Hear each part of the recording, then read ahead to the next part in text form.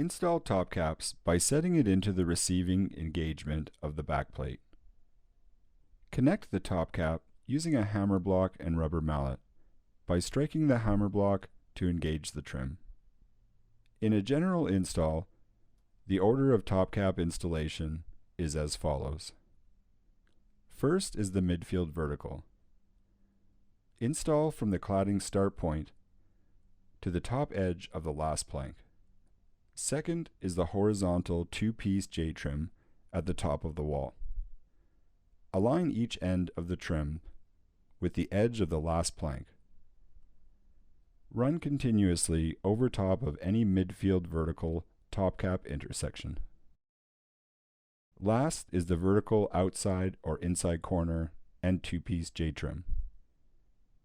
Install from the cladding start point to its end point.